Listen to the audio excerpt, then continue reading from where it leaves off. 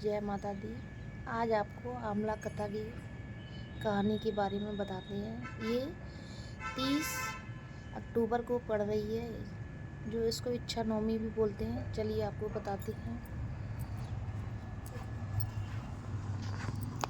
आमला नवमी की कथा, ये इसको कैसे शुरू कर सकते हैं। कार्तिक शुक्ल नवमी आमला नवमी नाम से विख्यात है। सतयुग का प्रारंभ भी इसी दिन हुआ था।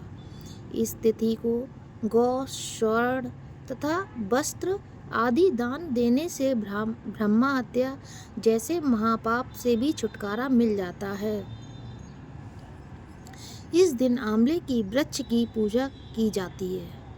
पूजा कैसे करें, आइए जानते हैं।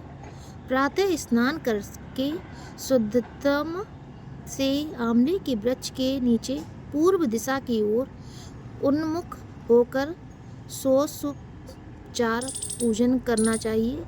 फिर उसकी जड़ में दूध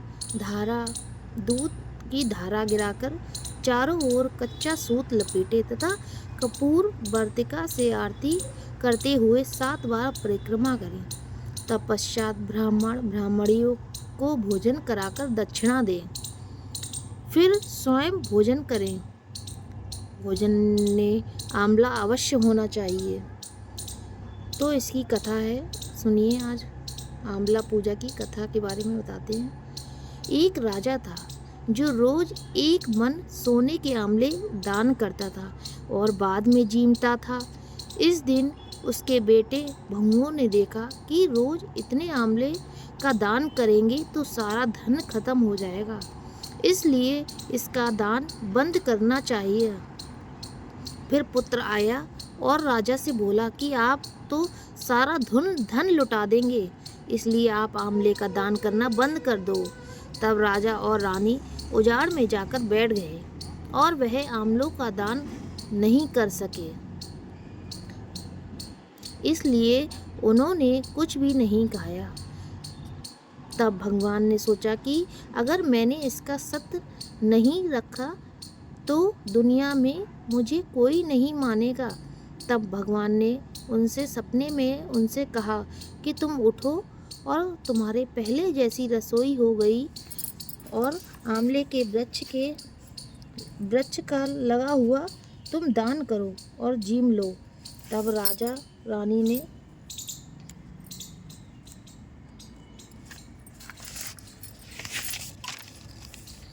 उठकर देखा तो पहले जैसा राजपाट हो गया और सोने के आंवले वृक्ष में फैले हुए हैं। तब राजा रानी 1.25 मन आंवले का दान करने लगे। वहां पर बेटे बहू के घर अन्नदाता का बैर पड़ गया।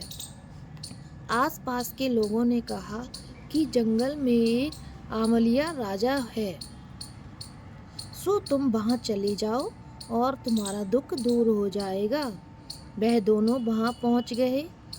वहां पर रानी अपने बेटे और बहू को देखकर पहचान गई और अपने पति से बोली कि इन लोगों से काम तो कम कराएंगे और मजदूरी ज़्यादा देंगे। एक दिन रानी ने अपनी बहू को बुलाकर कहा कि मुझे सिर सहित नहला दो। बहू सिर धोने लगी तो बहू की आंख में से पानी निकलकर रानी की पीठ पर पड़ा।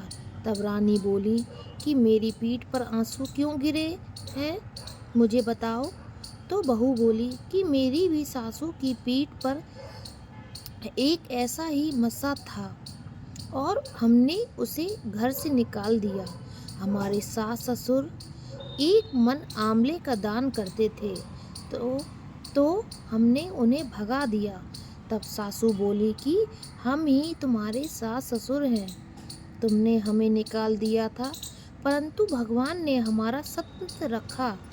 हे भगवान, जैसा राजा रानी के साथ रखा वैसा सबका रखना, कहते सुनते सारे परिवार का सत्य रखना।